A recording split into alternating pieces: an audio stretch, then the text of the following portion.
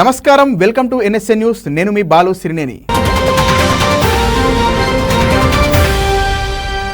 భారతదేశాన్ని ప్రపంచ విద్యా విజ్ఞాన కేంద్రంగా మార్చడమే తన లక్ష్యమని ప్రధాని నరేంద్ర మోదీ తెలిపారు. ప్రధానిగా మూడోసారి ప్రమాణ స్వీకారం చేసిన 10 రోజుల్లోనే నలంద యూనివర్సిటీని సందర్శించే అవకాశం తనకు లభించినందుకు సంతోషంగా ఉందన్నారు. బీహార్ రాష్ట్రం రాజ్గిరిలోని నలంద యూనివర్సిటీ క్యాంపస్ను ప్రధాని మోదీ, బీహార్ గవర్నర్ రాజేంద్ర, ముఖ్యమంత్రి నితీష్ కుమార్, విదేశాంగ శాఖ మంత్రి జైశంకర్లతో కలిసి ప్రారంభించారు. అనంతరం ఆయన మాట్లాడుతూ, దేశ గుర్తింపును ప్రపంచంలోనే అత్యుత్తమంగా ఆవిర్భవించడమే నా లక్ష్యమన్నారు. ప్రముఖ నాలెడ్జ్ సెంటర్ అటల్ టింకరింగ్ ల్యాబ్లో 1 కోటి మందికి పైగా విద్యార్థులు సరికొత్త సాంకేతికతను ఉపయోగించుకొని ప్రయోజనాలు పొందుతున్నారని తెలిపారు. నలంద యూనివర్సిటీ పునర్నిర్మాణంలో దేశం స్వర్ణయుగాన్ని ప్రారంభించబోతుందని పేర్కొన్నారు. ఈ కొత్త క్యాంపస్ ప్రపంచానికి భారతదేశాన్ని పరిచయం చేస్తుందని చెప్పారు. నలంద అనేది కేవలం పేరు మాత్రమే కాదు, ఒక గుర్తింపు, గౌరవం అన్నారు. నలంద ఒక విలువైన మంత్రం. అగ్ని పుస్తకాలను కాల్చగలదు, కానీ జ్ఞానాన్ని నాశనం చేయలేదన్నారు. నలంద కొత్త క్యాంపస్ దేశ సామర్థ్యాన్ని ప్రపంచానికి ఉదాహరణగా చూపుతుందని వెల్లడించారు. బలమైన మానవ విలువలపై ఆధారపడిన దేశాలకు గతాన్ని ఎలా పునరుద్ధరించాలో, మంచి భవిష్యత్తుకు పునాది ఎలా వేయాలో చూపుతుందన్నారు. గత 10 ఏళ్లలో దేశంలో సగటున ప్రతి వారం ఒక విశ్వవిద్యాలయం నిర్మితమవుతుందని తెలిపారు. ప్రతిరోజు సగటున 2 కొత్త కళాశాలలు నిర్మితమవుతున్నాయన్నారు. దేశంలో ప్రస్తుతం 23 IITలు ఉన్నాయని, 10 ఏళ్ల కిందట 13 మాత్రమే ఉండేవని ప్రధాని మోదీ వ్యాఖ్యానించారు.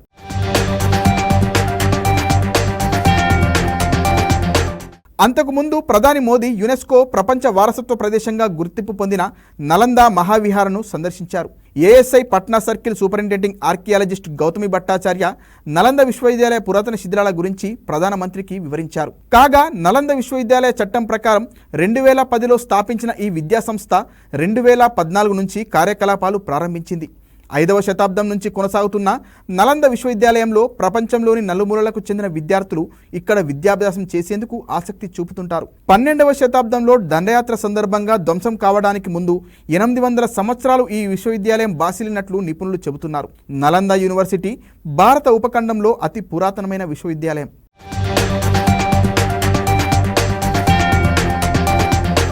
వర్షాకాలం ప్రారంభమైన నేపథ్యంలో గోదావరి వరద ప్రభావిత ప్రాంతాల్లో రక్షణ చర్యలు ముందస్తుగా చేపట్టాలని భద్రాద్రి కొత్తగూడెం జిల్లా కలెక్టర్ జితేష్ పాటిల్ సూచించారు.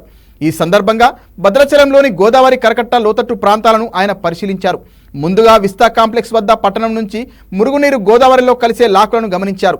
అనంతరం లోతట్టు ప్రాంతాలైన కొత్త కాలనీ, సుభాష్ నగర్ కాలనీలోని కరకట్ట ఏ విధంగా ఉంది, వరద వస్తే ఎలాంటి చర్యలు చేపట్టాలి అనే విషయాలపై అధికారులతో చర్చించారు.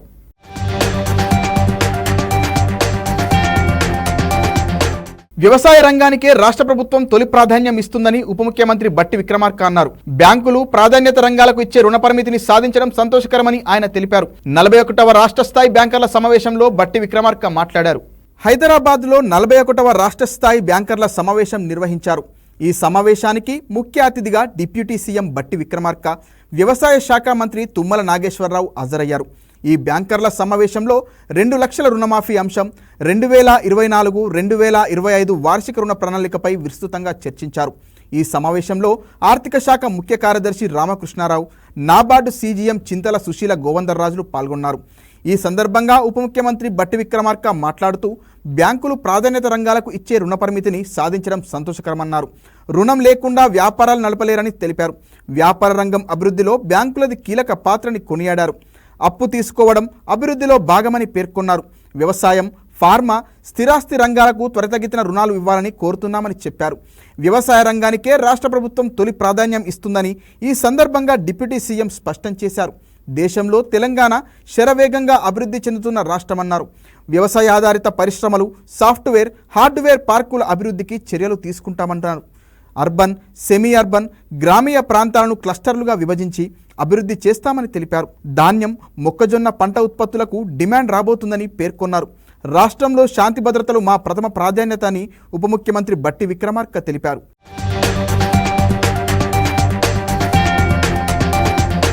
అనంతరం వ్యవసాయ శాఖ మంత్రి తుమ్మల నాగేశ్వరరావు మాట్లాడుతూ, రుణ వివరాలు సరైన పద్ధతిలో ఇవ్వాలని బ్యాంకర్లను కోరుతున్నామని అన్నారు. రాష్ట్రంలో ఆయిల్ పామ్ సాగు విస్తీర్ణం పెంచాలని నిర్ణయించామని తెలిపారు.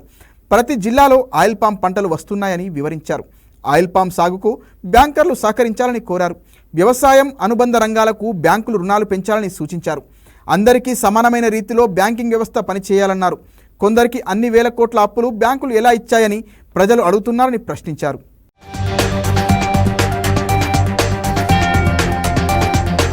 I am going to assure you, the Telangana state is one of the states where you don't have a power problem at all. Electricity. 24/7 we are giving the power. And we are coming out with a proper new energy policy also. So that even in future also, though good number of industries and business houses, even if they come more in large number also, where will not be having any power problem at all in the state. I am assuring you this, on behalf of the state government, that power is going to be surplus in the state, and that's going to be one of the major reasons for the development of the state also. So you can assure, as bankers, whoever comes to you, and industrial houses, Hyderabad the Telangana is the state where you don't have a water problem, where you don't have a power problem, where you don't have a human resources problem, where you don't have a language problem, where you don't have any problem at all. It is the destination for the country and the world also. This is what you can, on behalf of the state government, you can make a suggestion to all the industrial houses who are coming. And the state is a very friendly government with the bankers, and any problem, even in the recovery also, not only the lending, even the recovery also. I know we understand your major problem will be recovery only. Even in recovery also, we are here to extend all our support and cooperation to the bankers. But our request is to see to that you reach your targets: priority sector lending, welfare lending, industrial lending, and other, wherever you have any other innovative lending, please go ahead, and the state is with you. అస్సాంలో వరదలు భీకర రూపం దాల్చాయి. భారీ వర్షాల కారణంగా సంభవించిన వరదల్లో ఇప్పటి వరకు 26 మంది ప్రాణాలు కోల్పోయినట్లు అధికారులు తెలిపారు. కరీంగంజ్ జిల్లాలో కొండచెరలు విరిగిపడి ఒకే కుటుంబానికి చెందిన 5గురు మృతి చెందినట్లు చెప్పారు. మృతుల్లో 3 మైనర్లున్నట్లు పేర్కొన్నారు. కుంభవృష్టిగా కురుస్తున్న వర్షాలతో 15 జిల్లాల్లోని సుమారు 1.61 లక్షల మంది తీవ్ర ఇబ్బందులు పడ్డారని ప్రభుత్వ వర్గాలు తెలిపాయి. వరద తాకిడికి సుమారు 1380 హెక్టార్ల పంట నష్టపోయినట్లు అధికారులు తెలిపారు. ఇంకా కొన్ని ప్రాంతాల్లో సహాయక చర్యలు ముమ్మరంగా సాగుతున్నాయని, 5,000కు పైగా పౌరులు సహాయక శిబిరాల్లో తలదాచుకుంటున్నారని అస్సాం ప్రభుత్వం తెలిపింది.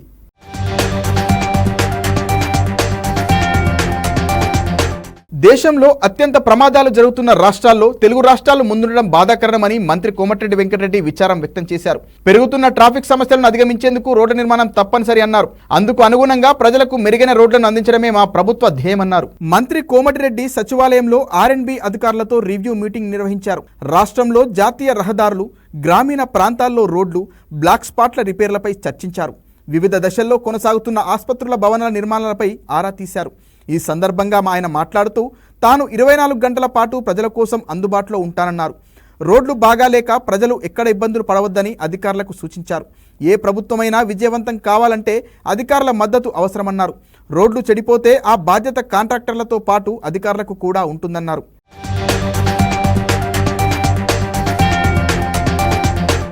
RRR వల్ల రెట్టింపు పెట్టుబడులు వచ్చి అభివృద్ధి జరగబోతుందని ఆశాభావం వ్యక్తం చేశారు. ఔటర్ రింగ్ రోడ్డుకు త్రిబులార్కు మధ్య రేడియల్ రోడ్డు నిర్మించేలా ప్రణాళికలు రూపొందిస్తున్నామన్నారు. ఈ సందర్భంగా గత ప్రభుత్వం RRR యూటిలిటీ ఛార్జీలు చెల్లించకపోవడం వల్ల పనులు ఆగిపోయాయన్నారు. ముఖ్యమంత్రి రేవంత్ రెడ్డి నేను కేంద్ర మంత్రి నితిన్ గడ్కరీని కలిసి యూటిలిటీ ఛార్జీలను కడతామని చెప్పడంతో పనులకు ఆమోదం లభించిందన్నారు. జాతీయ రహదారుల నిర్మాణ పనులు వేగంగా చేయాలన్నారు. NH65ని గ్రీన్ఫీల్డ్ హైవేగా నిర్మాణం కోసం ముందుకు వెళ్తున్నామన్నారు. అంబర్పేట్ ఫ్లైఓవర్ పనులు పూర్తి కాబోతున్నాయని, మరో నెల రోజుల్లో ట్రాఫిక్కు అనుమతిస్తామని ENC మంత్రికి వివరించారు.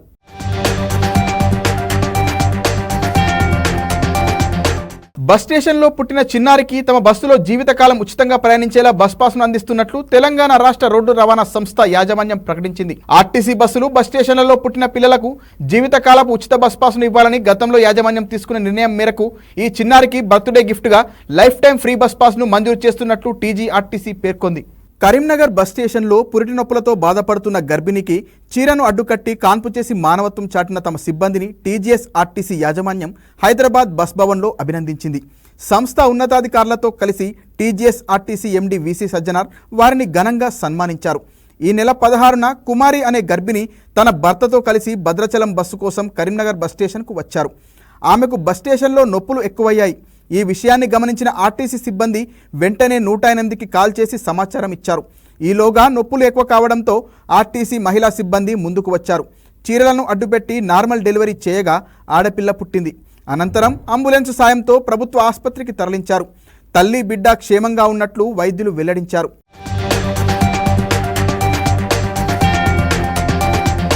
సమయస్ఫూర్తితో వ్యవహరించి సకాలంలో కాన్పు చేసిన ఆర్టీసీ సిబ్బంది సైదమ్మ, లావణ్య, స్రవంతి, భవానీ, రేణుక, రజనీకృష్ణ, అంజయ్య సేవలను ఈ సందర్భంగా TGS RTC MD VC Sajjanar మెచ్చుకున్నారు.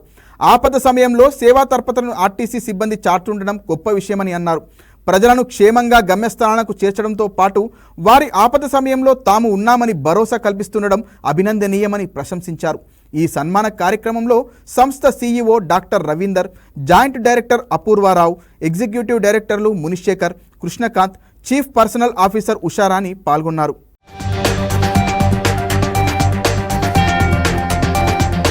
రామోజీ గ్రూప్ చైర్మన్ రామోజీరావుకు ఏపీ కాంగ్రెస్ అధ్యక్షురాలు వైఎస్ షర్మిల నివాళులర్పించారు. రామోజీ ఫిల్మ్ సిటీలో ఆయన చిత్రపటం వద్ద వైఎస్ షర్మిల అంజలి ఘటించారు. అనంతరం రామోజీరావు సతీమణి Ramadevi, Margadarsi MD Sailaja Kiran, Ramoji film city MD Vijayeshwari సహా కుటుంబ సభ్యులను పరామర్శించారు. వారికి షర్మిల తన ప్రగాఢ సానుభూతి తెలిపారు.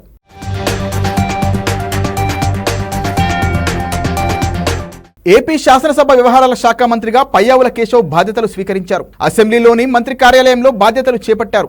అంతకుముందు తెలుగుదేశం శాసనసభ పక్ష కార్యాలయంలో ఎన్టీఆర్ చిత్రపటానికి నివాళులర్పించారు. ఈ మేరకు అసెంబ్లీ నిర్వహణపై మంత్రి సంతకాలు, అధికారులతో సమీక్షలు నిర్వహించారు. ఈ నెల 21, 22 తేదీల్లో అసెంబ్లీ సమావేశాలు నిర్వహించాలని ప్రభుత్వం నిర్ణయించింది. అసెంబ్లీలో తన ఛాంబర్లో మీడియాతో పయ్యావుల చిట్చాట్లో కీలక వ్యాఖ్యలు చేశారు.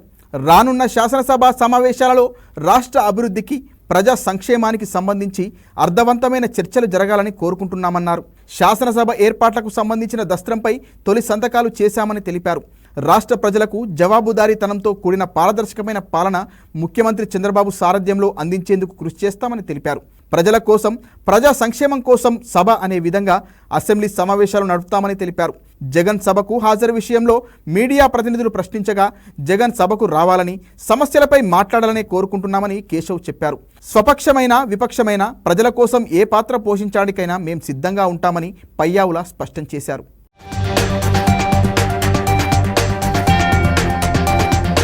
లిక్కర్ స్కామ్ కేసులో జ్యుడిషియల్ కస్టడీ నేటితో మిగులుండడంతో సీఎం అరవింద్ కేజ్రీవాల్ ను జైలు నుంచి వీడియో కాల్ ద్వారా కోర్టు విచారణ చేపట్టింది. ఈ మేరకు జూలై 3 వరకు మరోసారి కేజ్రీ జ్యుడిషియల్ కస్టడీని పొడిగిస్తున్నట్లు పేర్కొంది. అయితే కేసులో బెయిల్ కావాలంటూ దాఖలు చేసిన పిటిషన్పై విచారణ జరిపిన ఢిల్లీ హైకోర్టు ఆ పిటిషన్ను సైతం తోసిపుచ్చింది. కేజ్రీవాల్ కు బెయిల్ ఇవ్వడం ద్వారా అతను కేసులోని కీలక విషయాలను, ఆధారాలను మార్చే అవకాశం ఉందని ఈడీ తరపు న్యాయవాదులు కోర్టులో తన వాదనలు వినిపించింది. ఈ కేసులో పురోగతి వచ్చేందుకు తమకు కేజ్రీవాల్ ను విచారించేందుకు మరికొంత సమయం కావాలని న్యాయమూర్తిని ఈడీ కోరింది. వారి వాదనలకు సానుకూలంగా స్పందించిన court CM Arvind Kejriwal judicial కస్టడీని మరోసారి పొడిగించింది.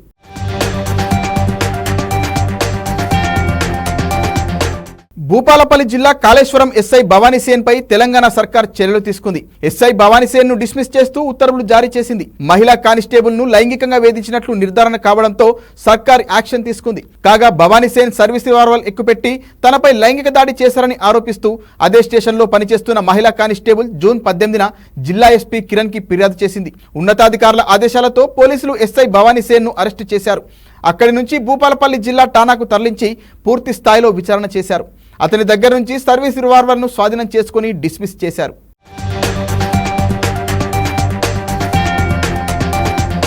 రైతులకు బ్యాంకులు రుణాలు ఇచ్చేందుకు వెనుకడుగు వేస్తున్నాయని మంత్రి తుమ్మల నాగేశ్వరరావు ఆసక్తికర వ్యాఖ్యలు చేశారు. హైదరాబాద్లోని మ్యారీగోల్డ్ హోటల్లో 41వ రాష్ట్ర స్థాయి బ్యాంకర్ల సమావేశానికి ఆయన ముఖ్య అతిథిగా హాజరయ్యారు. ఈ సందర్భంగా 2024-2025 వార్షిక రుణ ప్రణాళికపై ఆయన మాట్లాడుతూ రాష్ట్ర వ్యాప్తంగా ఆయిల్ ఫామ్ సాగు విస్తీర్ణం పెంచాలని నిర్ణయం తీసుకున్నారు. ఇక ప్రతి జిల్లాలో ఆయిల్ ఫామ్ పంటలు పండిస్తున్నారని ఆనందం వ్యక్తం చేశారు. ఎవరైతే రైతులు ఆయిల్ ఫామ్ సాగు చేయాలనుకుంటున్నారో వారికి బ్యాంకర్లు సహకరించాలని విజ్ఞప్తి చేశారు. ఈ క్రమంలో వ్యవసాయం, అనుబంధ రంగాలకు బ్యాంకులు రుణాలు పెంచాలన్నారు. దశాబ్దాలుగా రైతే రాజు అంటూ వస్తున్నామని, ప్రస్తుతం ఆ ప్రభావాన్ని బ్యాంకులు తగ్గిస్తున్నాయని తుమ్మల అన్నారు. అదేవిధంగా బ్యాంకు రుణాల గణాంకాలు చూస్తే భయంగా ఉందని చమత్కరించారు. నిబంధనల ప్రకారమే బ్యాంకులు వ్యవహరించాలని సూచించారు. కేవలం వర్షాధారం తప్పితే చిన్న చెరువులు, కుంటలు తప్పితే భూగర్భ జలాల మీదనే ఆధారం. వీటిని దృష్టిలో పెట్టుకొని ఈ వ్యవసాయ రాష్ట్రాన్ని కొత్తగా ఏర్పడ్డటువంటి రేవంత్ రెడ్డి గారి ప్రభుత్వం ఏ రకంగా సక్రమైనటువంటి పద్ధతిలో సరైనటువంటి రీతిలో ముందుకు తీసుకెళ్ళటానికి మీ సహాయ సహకారాలు అవసరం అని చెప్పి మేము భావిస్తా ఉన్నాం. ఆయిల్ ఫామ్కు సంబంధించి గతంలో ఏపీకి ఒక్కదానికే పర్మిషన్ ఉండేది. మేము గత కొద్ది రోజుల క్రితం తెలంగాణ ప్రాంతానికి కూడా పర్మిషన్ తెచ్చుకున్నాం. ఇంతకుముందు ఒక ఖమ్మం జిల్లాలోనే అవకాశం ఉండేది. ఇప్పుడు తెలంగాణలో ఉన్న 31 జిల్లాలు కూడా ఆయిల్ ఫామ్కి అనుకూలంగా కార్యక్రమం మొదలుపెట్టాం. పెద్ద ఎత్తున కనీసం ప్రతి సంవత్సరం 1,00,000 ఎకరాలు ఆయిల్ ఫామ్ సాగు చేసేదానికి అవకాశం తీసుకున్నాం. దానికి సంబంధించినటువంటి కార్యక్రమాలన్నీ కొనసాగుతున్నాయి. అన్ని బ్యాంకులు కూడా మీరు ఇచ్చిన దాంట్లో RIDF కింద 221 కోట్లు మీకు ఇస్తే అందుట్లో 18,000 మందికి రైతులకు ఆయిల్ ఫామ్ సాగు చేపట్టారు. అందుట్లో మీరు ఇచ్చినటువంటి సహాయం 50 మంది ఉన్నారు. 18,000 మంది రైతులు ఆయిల్ ఫామ్ సాగు ప్రారంభిస్తే బ్యాంకులు ఇచ్చినటువంటి సహాయం 50 మందికి ఉంది. అది మీరు ఒకసారి గమనించాల్సినటువంటి అవసరం ఉంది. వ్యవసాయ అనుబంధ రంగాలకు సంబంధించినటువంటి అంశాలు యానిమల్ హస్బెండరీ కావచ్చు, అదేవిధంగా అన్నిటికీ మీరు ఇతోధికంగా సాయం చేయాలని చెప్పి మీ అందరికీ విజ్ఞప్తి చేస్తున్నాం. దేశ రాజధాని ఢిల్లీలో నీటి ఎద్దడిపై తాను ప్రధాని నరేంద్ర మోడీకి లేఖ రాశానని, 2 రోజుల్లో ఈ సమస్యను పరిష్కరించకుంటే జూన్ 21 నుంచి నిరవధిక సమ్మెకు దిగుతామని మంత్రి ఆతిషి హెచ్చరించారు. ఆమె ఢిల్లీలో మీడియాతో మాట్లాడారు. హర్యానా నీటి వాటాను విడుదల చేయనందున ఢిల్లీ తీవ్ర నీటి సంక్షోభంలో పోరాడుతుందన్నారు. 613 MGDలకు గాను 513 MGDల నీటిని మాత్రమే హర్యానా విడుదల చేసిందని తెలిపారు. 28,500 మందికి 1 MGD నీరు అవసరమని చెప్పారు. కాబట్టి ఢిల్లీకి రావాల్సిన నీటి వాటాను విడుదల చేయాలని డిమాండ్ చేశారు. హర్యానా చర్యల వల్లే ఈ సంక్షోభం తలెత్తిందని చెప్పారు. ప్రజలు వేడిగాళ్లతో పోరాడమే కాకుండా నీటి కొరతతో అనేక ఇబ్బందులు పడుతున్నారని ఆవేదన వ్యక్తం చేశారు. మోడీ స్పందించకుంటే నిరవధిక సమ్మెకు దిగుతానని వార్నింగ్ ఇచ్చారు. मैंने आज देश के प्रधानमंत्री नरेंद्र मोदी जी को चिट्ठी लिखी है और मैंने उनसे निवेदन किया है, मैंने उनसे आग्रह किया है कि अब दिल्ली वालों का कष्ट हर सीमा को पार कर रहा है. आज दिल्ली में 28 लाख लोगों को पानी नहीं मिला. तो मैंने प्रधानमंत्री नरेंद्र मोदी जी से ये विनम्र निवेदन किया है कि वो दिल्ली के लोगों को पानी दिलवाएं, वो चाहे हरियाणा से दिलवाएं, वो कहीं से पानी दिलवाएं, लेकिन अब उनको किसी प्रकार से दिल्ली के लोगों को पानी दिलवाना होगा. परंतु अगर 21 तारीख तक दिल्ली वालों को अपने हक का पानी नहीं मिलता, अगर दिल्ली वालों को ये 100 MGD पानी नहीं मिलता, अगर दिल्ली में 28 लाख से ज्यादा लोग इस तरह बूंद बूंद पानी के लिए तरसते रहे, तो फिर 21 तारीख से मुझे पानी के लिए सत्याग्रह शुरू करना पड़ेगा, मजबूरी में करना पड़ेगा. और मैं 21 तारीख से अनिश्चितकालीन अनशन पर बैठूंगी जब तक दिल्ली वालों को उनके हक का पानी नहीं मिल जाता. देखिए, अनशन पर बैठने से शरीर को बहुत कष्ट होता है, लेकिन इस समय दिल्ली वालों का कष्ट इतना ज्यादा है कि मेरे शरीर को जो कष्ट होगा वो उसके सामने कुछ भी नहीं. तो इसलिए मेरा प्रधानमंत्री जी से फिर से निवेदन है कि वो अगले 2 दिन में दिल्ली वालों को उनके हक का पानी दिलवाएं, वरना 21 तारीख से परसों से मैं अनिश्चितकालीन अनशन पर बैठूंगी. రాష్ట్రంలో జూనియర్ కళాశాలలు ప్రారంభమై 19 రోజులు అవుతున్నా ఇప్పటి వరకు పాఠ్యపుస్తకాలు అందించకపోవడంపై బీఆర్ఎస్ ఎమ్మెల్యే హరీష్ రావు స్పందించారు. ఈ అంశంలో ప్రభుత్వం బాధ్యతారాహిత్యంగా వ్యవహరిస్తుందని మండిపడ్డారు. ఈ మేరకు ఎక్స్ వేదికగా ట్వీట్ చేశారు. ప్రజాపాలన అని ప్రచారం చేసుకునే ఈ ప్రభుత్వానికి విద్యార్థుల భవిష్యత్ మీద ఉన్న చిత్తశుద్ధికి ఇది నిదర్శనం అని అన్నారు. 422 జూనియర్ కాలేజీల్లో 1,60,000 మంది పేద బలహీన వర్గాల విద్యార్థులు చదువుతున్నారని, వారికి నాణ్యమైన విద్య అందించడంలో ప్రభుత్వం విఫలమైందని విమర్శించారు. రాష్ట్రంలోని కొన్ని జూనియర్ కాలేజీల్లో మొదటి ఏడాది జీరో అడ్మిషన్స్ నమోదవడం పట్ల ప్రభుత్వం దృష్టి సారించి ఇంటర్మీడియట్ విద్యను బలోపేతం చేసేందుకు చర్యలు చేపట్టాలని డిమాండ్ చేశారు.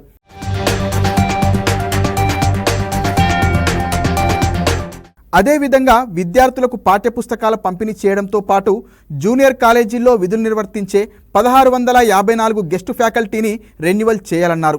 రాష్ట్రంలో కొత్తగా మంజూరైన జూనియర్ కాలేజీల్లో పోస్టులు మంజూరు చేసి విద్యార్థులకు నాణ్యమైన విద్య అందేలా చర్యలు తీసుకోవాలని బీఆర్ఎస్ పార్టీ పక్షాన ప్రభుత్వాన్ని డిమాండ్ చేస్తున్నట్లు హరీష్ రావు వెల్లడించారు.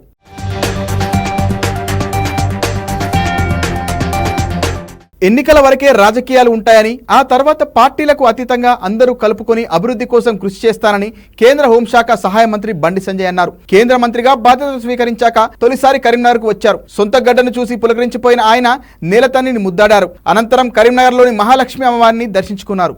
కరీంనగర్లో ఏర్పాటు చేసిన మీడియా సమావేశంలో బండి సంజయ్ మాట్లాడుతూ తనకు వచ్చిన ఈ పదవి బాధ్యతలు కరీంనగర్ పార్లమెంటు నియోజకవర్గ ప్రజలు పెట్టిన భిక్ష అన్నారు. కార్యకర్తల కష్టం, పార్టీ పెద్దల మద్దతుతో కేంద్ర మంత్రి అయ్యానన్నారు. రాజకీయంగా ఇంతటి వాడిని చేసిన తెలంగాణకు, కరీంనగర్కు సెల్యూట్ చేస్తున్నానని చెప్పారు.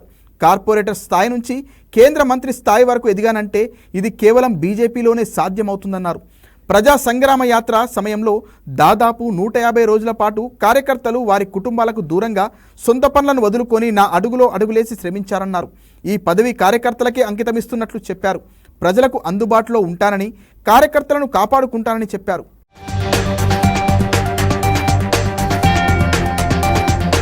కేబినెట్ మంత్రిగా బాధ్యతలు చేపట్టాక రాష్ట్ర బీజేపీ అధ్యక్షుడు కిషన్ రెడ్డి రేపు తొలిసారి తెలంగాణకు రాబోతున్నారన్నారు. ఈ సందర్భంగా కిషన్ రెడ్డికి సెల్యూట్ తెలంగాణ పేరుతో బీజేపీ రాష్ట్ర శాఖ స్వాగత కార్యక్రమాన్ని నిర్వహిస్తుందన్నారు.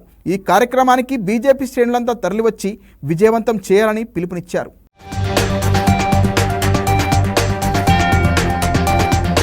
సూపర్ స్టార్ మహేష్ బాబు తెరపైనే కాదు, నిజ జీవితంలో కూడా సూపర్ స్టార్ అని మరోసారి ప్రూవ్ చేసుకున్నారు. అనారోగ్య సమస్యలతో మంచాన పడ్డ తన అభిమాని కుటుంబానికి అండగా నిలిచారు. కృష్ణా జిల్లా మోపిదేవి మండలం పెదప్రోలు గ్రామానికి చెందిన కాకర్లమూడి రాజేష్ మహేష్ బాబుకు పెద్ద అభిమాని.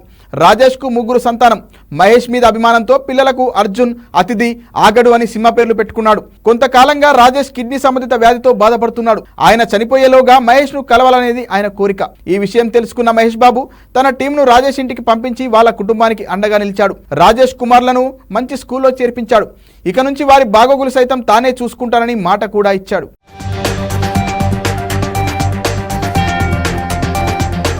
ఆంధ్రప్రదేశ్ వ్యాప్తంగా పలు జిల్లాలో ఈదురుగాళ్లతో కూడిన వర్షాలు బీభత్సం సృష్టించాయి. రహదారులు జలమయమయ్యాయి. పలు చోట్ల హోర్డింగ్లు, వృక్షాలు నీలకొరిగాయి. కొన్ని ప్రాంతాల్లో విద్యుత్ తీగలు తెగి కరెంటు సరఫరా నిలిచిపోయింది. ఏపీలోని వైఎస్ఆర్ జిల్లాలో గత 2 రోజుల నుంచి విస్తారంగా వర్షాలు కురుస్తున్నాయి. భారీ వర్షం దాటికి కడప నగరంలోని రోడ్లన్నీ చెరువులను తలపిస్తున్నాయి. నగరంలో మురికి కాలువ నిర్మాణం జరుగుతున్నందున వర్షం నీరు ఎటూ వెళ్లలేని పరిస్థితుల్లో మోకాల లోతు వరకు వరద చేరింది. ఆర్టీసీ బస్టాండ్ రోడ్డు, జిల్లా court road, railway station road, Bharat Nagar, Bhagyanagar colony, Apsara కూడలి ప్రాంతాలన్నీ వర్షం నీటితో నిండిపోయాయి. దీంతో వాహనదారులు, పాదచారులు తీవ్ర ఇబ్బందులు పడ్డారు. ప్రొద్దుటూరు, రాజుపాలెం, మైదుకూరు, బద్వేల్ ప్రాంతాల్లోనూ భారీ వర్షం కురిసింది. దీంతో లోతట్టు ప్రాంతాల్లోకి వర్షం నీరు చేరడంతో ప్రజలు తీవ్ర ఇబ్బందులు ఎదుర్కొంటున్నారు.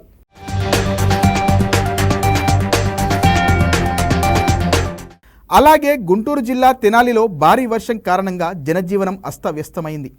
భారీ వర్షానికి ఈదురుగాళ్లు తోడవడంతో భారీగా ఆస్తి నష్టం సంభవించింది.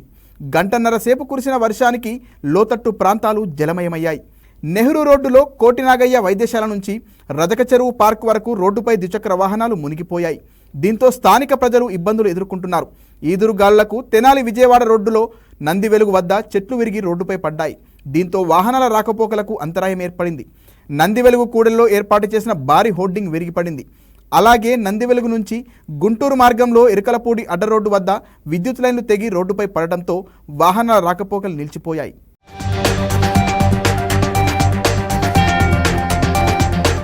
శ్రీకాకుళం జిల్లా ఇచ్చాపురంలో ఈదురుగాళ్లతో వర్షం పడి పలు చోట్ల చెట్లు, విద్యుత్ స్తంభాలు నెరకొరిగాయి. దీంతో విద్యుత్ సరఫరాకు అంతరాయం ఏర్పడింది. పలు ప్రాంతాల్లో రాకపోకలు స్పందించాయి. మున్సిపల్ కార్యాలయం సమీపంలో ప్రధాన రహదారి వద్ద భారీ చెట్లు నెరకొరగడంతో రాకపోకలకు తీవ్ర అంతరాయం ఏర్పడింది. రైల్వే స్టేషన్కు వెళ్లే ప్రాంతంలో భారీ చెట్టు రోడ్డుపై నిలిపి ఉన్న ఆటోపై పడింది. దీంతో రైల్వే స్టేషన్కు వెళ్లే వాహనదారులు తీవ్ర ఇబ్బందులు పడ్డారు. అంబేద్కర్ కోనసీమ జిల్లా వ్యాప్తంగా భారీ వర్షం కురిసింది. జిల్లాలో సగటు వర్షపాతం 25.70 మిల్లీమీటర్లుగా నమోదైంది.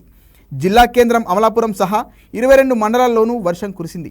అలాగే ఏలూరు జిల్లా జంగారెడ్డిగూడెంలో గాలివాన బీభత్సం సృష్టించాయి. ఒక్కసారిగా వాతావరణం మారిపోయి ఈదురు గాలులు వీచాయి. దీంతో పలు గ్రామాల్లో భారీగా చెట్లు, విద్యుత్ స్తంభాలు నేలకొరిగాయి. జంగారెడ్డిగూడెంలో ప్రచార హోర్డింగ్ ద్విచక్ర వాహనంపై పడటంతో ఓ వ్యక్తి తీవ్రంగా గాయపడ్డాడు. బాధితుణ్ణి స్థానికులు ఆసుపత్రికి తరలించారు. జంగారెడ్డిగూడెం నుంచి ఏలూరు వెళ్లే ప్రధాన రహదారిలో గురవాయిగూడెం వద్ద భారీ చెట్టు రోడ్డుకు అడ్డంగా పడడంతో వాహన రాకపోకలు నిలిచిపోయాయి. అలాగే దేవులపల్లి వద్దనున్న తాటి చెట్టు విద్యుత్ తీగలపై పడడంతో కరెంటు సరఫరాకు అంతరాయం ఏర్పడింది.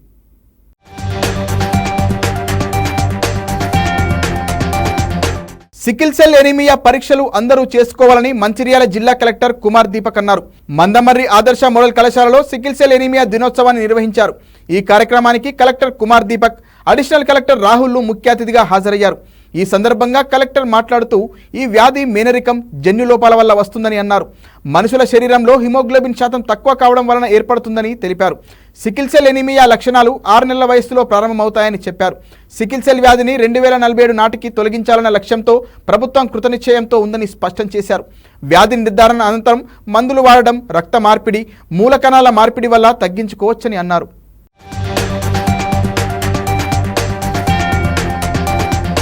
రైల్వే భద్రతపై పటిష్టమైన చర్యలు చేపట్టినట్లు Hubli divisional railway manager Harsha Khare వెల్లడించారు. అనంతపురం జిల్లా రాయదుర్గంలోని రైల్వే స్టేషన్ ను DRM తనిఖీ చేశారు. హుబ్లీ నుంచి రాయదుర్గంకు ప్రత్యేక రైల్లో చేరుకున్న ఆయనకు రైల్వే అధికారులు ఘన స్వాగతం పలికారు. రాయదుర్గంలో నిర్మించిన నూతన రైల్వే ట్రాక్ భవనాలను ఆయన పరిశీలించారు. అనంతరం పశ్చిమ బెంగాల్లో జరిగిన రైల్వే ప్రమాద ఘటనను వివరిస్తూ భద్రతా ప్రమాణాల పెంపుపై దిశానిర్దేశం చేసినట్లు రైల్వే శాఖ అధికారులు పేర్కొన్నారు. గత నవంబర్ నుంచి రాయదుర్గం మీదుగా తిరుపతి వెళ్లే రైలు ఆగిపోయిందని, దానిని పునరుద్ధరించాలని కోరారు. రాయదుర్గం స్టేషన్లో ఎక్స్ప్రెస్ రైలు ఆపేలా చర్యలు తీసుకోవాలని విజ్ఞప్తి చేశారు.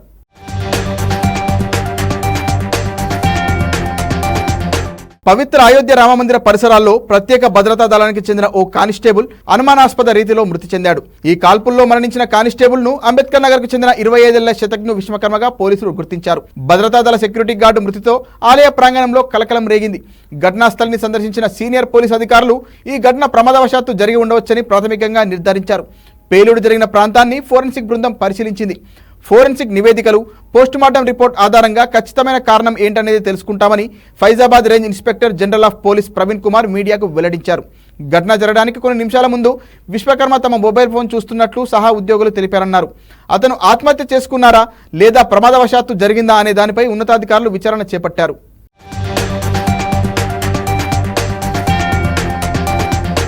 రష్యా అధ్యక్షుడు పుతిన్ ఉత్తర కొరియాలో పర్యటించారు. ఉత్తర కొరియా అధ్యక్షుడు కిమ్ జాంగ్ ఉన్ ఆహ్వానం మేరకు ఆ దేశానికి వెళ్లారు. ప్యాంగ్యాంగ్ విమానాశ్రయానికి స్వయంగా వెళ్లిన కిమ్ పుతిన్ కు స్వాగతం పలికారు. అనంతరం ప్యాంగ్యాంగ్ లో నిర్వహించిన కార్యక్రమంలో పుతిన్, కిమ్ పాల్గొన్నారు. ఇరు దేశాల మధ్య బంధాన్ని మరింత బలోపేతం చేసేందుకు ద్వైపాక్షిక చర్చలు నిర్వహించారు. ఉక్రెయిన్తో సంఘర్షణ నేపథ్యంలో రష్యాకు తమ మద్దతు ఉంటుందని కిమ్ తెలిపారు. యుద్ధంలో తమ పాలసీలకు మద్దతు ప్రకటించడంపై కిమ్ కు పుతిన్ ధన్యవాదాలు చెప్పారు. యుద్ధంలో తమకు ఆయుధాలను పంపాలని కిమ్ ను కోరినట్లు తెలుస్తోంది. దీనికి బదులుగా ఉత్తర కొరియాకు ఆర్థికంగా, సాంకేతికంగా రష్యా సాయం చేయనున్నట్లు సమాచారం.